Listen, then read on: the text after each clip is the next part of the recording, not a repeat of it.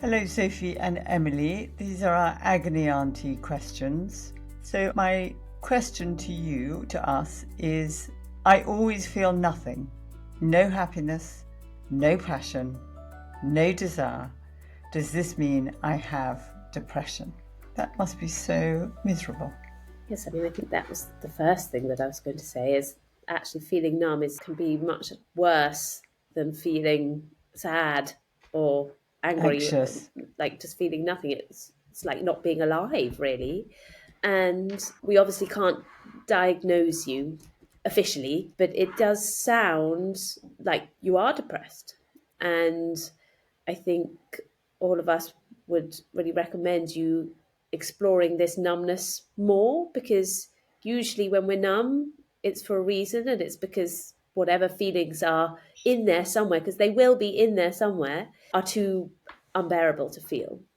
And so to be able to kind of begin to explore that, even if the very beginning is just exploring what it's like to be numb, but just sort of beginning to be in touch with what's going on for you internally, and maybe some of the reasons why.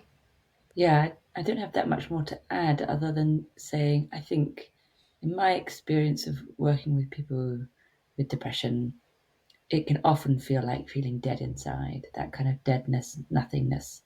I think there is a kind of narrative out there that depression is sadness. That though some people experience depression as, for example, crying all the time or not being able to get out of bed, they feel so low. It is common to experience it as a form of deadness. Or also sometimes people experience crying all the time but with no connection to what they're actually feeling. So they can sort of coexist alongside each other. So I would just echo Emily, really. I would say find a space where you can explore what it's like to be numb. You can go back in time. When did you start feeling numb? Is this a coping strategy you've had your whole life when hard things come before? And sort of be curious about it. I don't think you need a lot of feelings to be curious, and that can be a good starting point. And I think maybe it's saying the same thing, but also depression, it's consistent like that. You feel nothing every day. So even if you feel low one day, if you wake up and you feel a bit better and then you feel a bit low again, that is less likely to be depression. It may be that you're angry. I mean, one of the definitions of depression is that it's anger that is being suppressed. And I would be curious about that for yourself. I don't know how accurate it is, but I've looked online for depression questionnaires to test whether you are depressed. And I found a few that I'll put in the show notes that maybe you could try and see what that says. But really, much more than that, I think you need to go and get professional help and be clinically assessed.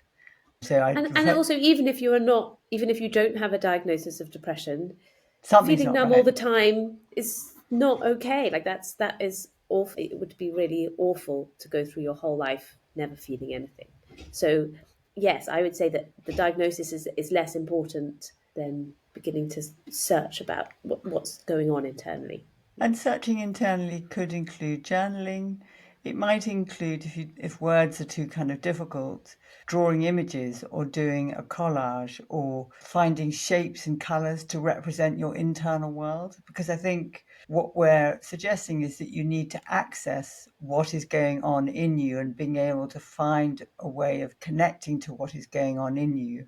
Because once you can do that, you can begin to explore it, make sense of it, connect with it. And the difficulty with feeling so numb is that you just like a robot through the day, and that doesn't feel like living. That feels like almost like dying. The only footnote then I would add is maybe starting to name, you might have already done this, but if you haven't named to people who are close to you that this is how you're feeling, and that can be helpful for a two-way street. It's both for yourself to sort of start really locating that reality for yourself, that that's how you are right now, but also for people who you're having relationships with. It's quite hard being in relationship with someone who is in a numb state.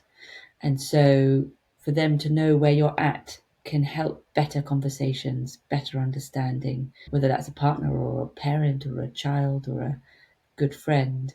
I think it's worth naming to those who are close to you.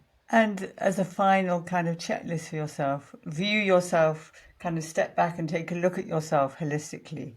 Like, how is your lifestyle? Are you moving your body? Are you sleeping enough? Are you eating healthily, food that isn't ultra processed, that sends your kind of sugar up and down on a kind of roller coaster? Do you have enough connection with others, even if you're disconnected from yourself? So those are the kind of touchstones to well-being, or whole being, I'd prefer to think of, because it's your whole being that needs to operate in the world. Do you get into green spaces? Do you go into nature? Everything that goes into you, what you're reading, watching, seeing, who you're with, what you're doing with your time, will influence your mood and how you feel about yourself.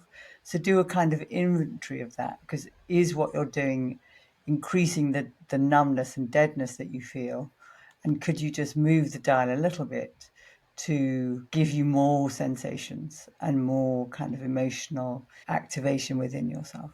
And the last thing I'd say is, I'm really sorry, it sounds really tough. I'm very glad that you've asked us this question. I hope that even if there's one tiny thing that we've said that you may kind of hold on to and can take to begin to be in touch with yourself. And everyone that's listening, we really like your questions. We'd love to know if you have an answer to what we suggested, you have further things to say, because obviously collaborative knowledge is really helpful. Do ask us questions. You can DM them to me on Instagram. And if this is an episode you think will help someone, do please share it. And as ever, do rate and review and subscribe to the podcast. And thank you so much for listening to us.